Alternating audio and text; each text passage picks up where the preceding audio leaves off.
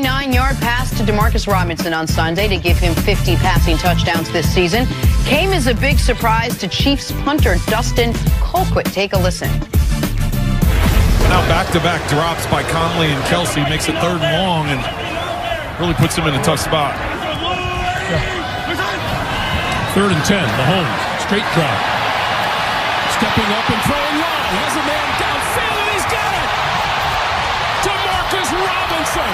Wow, this is unreal. I mean, I thought for sure I was going to punt. I got to get my gloves. This is ridiculous, man.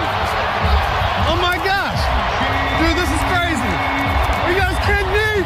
Are you kidding? What? It took me a while to figure out that it was him that was talking. Oh, yeah. It was because he thought he's the punter. Yeah. So it's 3rd and long from their own 11. He's like, I'm going to have to go punt. And now he has to run all the way to the other side of the field because he's the holder for the extra point. Such a punter, man. Wally looking like Willie Beeman out there. Beeman, I told you to get your helmet 20 seconds ago. He was gonna, and he didn't need the gloves to punt. He thought he was going to be punting. That was a great moment for Mahomes to eclipse the 50 touchdown mark. He had just gone over 5,000 yards passing. That was his final touchdown pass of what should be a unanimous MVP season, will be an MVP season for Patrick Mahomes. If he can take this thing and keep this momentum, a legend, a star's already been born, but a legend is born if he's able to go to the Super Bowl and do some magic. Last quarterback for the Kansas City Chiefs to win a playoff game in Arrowhead was a different legend. His name was Joe Montana. 25 years ago. Pat Mahomes is going to have an opportunity in about 12 days to add his name to that very short list. All right, moving on. Time for stories to start your morning. The NFL playoffs are here, and Vegas gives the New Orleans Saints the best odds to win Super Bowl 53. All right, Nick, listen closely. The Saints are plus 225, which means if you bet $100, you win 225. Good job, Jeff. Let me go through that one more time. No, don't worry about that. All right, Bart, you agree the Saints should be the favorites to win it all? I think so because they have they got a style that can travel even though it's going to go through the Superdome, but they have Super Bowl experience and they have playmakers at every level, whether it's offensively, defensively. They can run, ground and pound you. They can take the air out of the game, but also they can beat you over the top. It's going to be interesting to see if Ted Ginn can really provide what they need, that deep threat, that explosive player, because Michael Thomas is a good player, but he's not the vertical threat that Ted Ginn can present and open everything up in the middle. It's not surprising the two biggest favorites are the 1 seeds. They should be the biggest favorites. The Saints are the top favorite, the Chiefs right after them. What the Saints have that the Chiefs don't is they don't have a glaring weakness. The Chiefs have a glaring weakness. It's not their history, it's their defense. The Saints should be the favorite. I think most people would be very surprised if the Saints don't at least make it to the Super Bowl. I don't know if the same can be said about any team out of the AFC. All right, sticking with the NFL, yesterday 4 more teams fired their coaches. So now the Dolphins, Broncos, Bengals, and Cardinals have head coaching vacancies, bringing the grand total to 8 teams. Nick, what's your reaction to a quarter of the league having head coaching vacancies? It's no problem. These teams are just going to go to the head coaching tree, pluck off a guy. I mean, where do they think these good coaches are going to come from? And what they did in Arizona with Steve Wilkes is an embarrassment. To fire a guy after 1 year when his the quarterback he thought he was going to play got hurt. Sam Bradford got hurt. You have Josh Rosen who's not ready yet. And to fire him after 1 year, it's ridiculous. Like, I don't know where these great coaches are going to come from. I know that this is where we're at.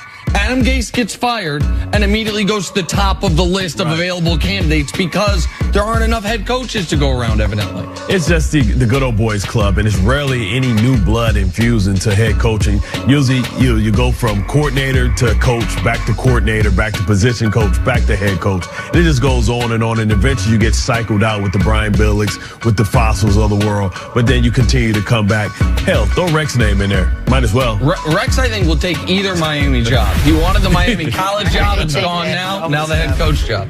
All right, on to the NBA, where James Harden has been on fire. Old school NBA jam, Nick. He dropped 43 last night. I actually knew what that was. Giving his 4th straight 40-point game. So the Rockets have now won 10 of their last 11. Nick, put Harden's hot streak in perspective for us. I mean, it's as far as scoring wise, it is. I tweeted this last night. It's accurate. In modern NBA history, you can count on less than one hand how many guys have done this over this long of a stretch. He's done it.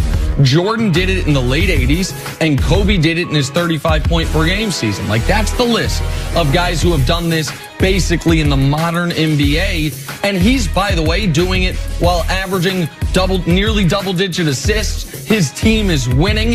It is as good of an offensive stretch over a month of basketball as we have seen since Wilt Chamberlain. You can make the argument that he could have been the MVP for the last 3 seasons. I think people are really starting to accept his game and understand, what he brings to the table. The fact that he's able to be a scoring point guard, so to speak. Just imagine, if they would have been the first big 3 and they would have kept him instead of going with Serge Ibaka and what they could have had in OKC. They messed up. All right, let's talk about LeBron James for a second. Still one of the game's greatest players in year 16. That's according to basketball pundits. But it's also according to LeBron James, apparently. He recently laid out what he believes was his defining moment in the NBA. It was beating the Warriors in the 2016 finals. Here's what LeBron said that moment meant to him.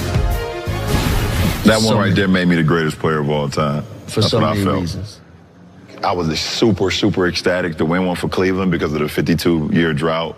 Like, I was ecstatic. Like, obviously, I showed that the first wave of emotion was when everyone saw me crying. Like, that was all for 52 years. Everything in sports going on in Cleveland. And then after I stopped, I was like, that one right there made you the greatest player of all time. Everybody was just talking how they were the greatest team of all time. Like, they was the greatest team ever assembled.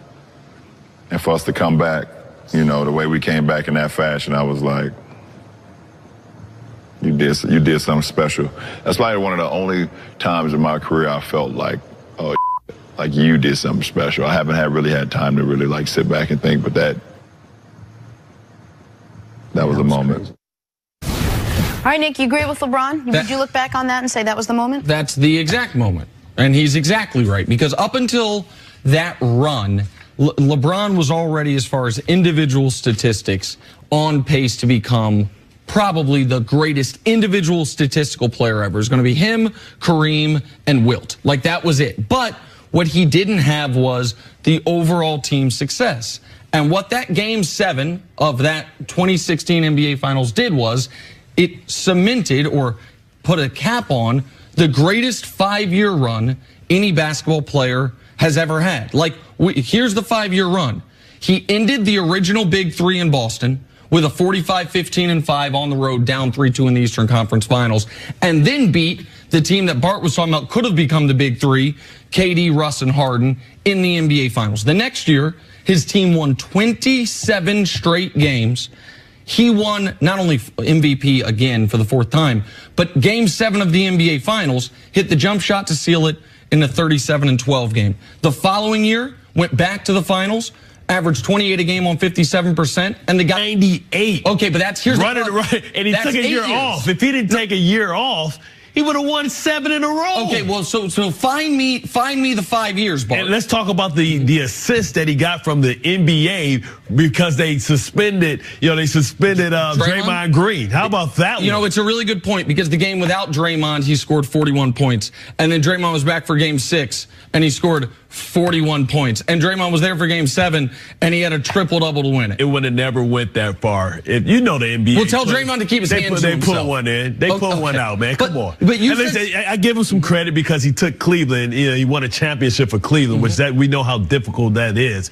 But him saying he's the greatest player of all time, come on. Well, you said, come on, you mentioned Jordan. Jordan didn't have a 5-year stretch better than that. There's no 5-year stretch any player has ever had where they've won more than 3 finals MVPs. Are we both using? There isn't one. Are we both using the same things to determine what makes the best player?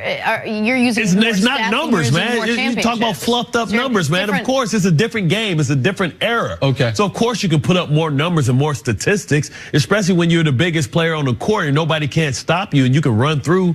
MJ played in an era where it was more skill, I believe, in NBA per player, and it was more of a physical type of game. It was a more slowed down pace.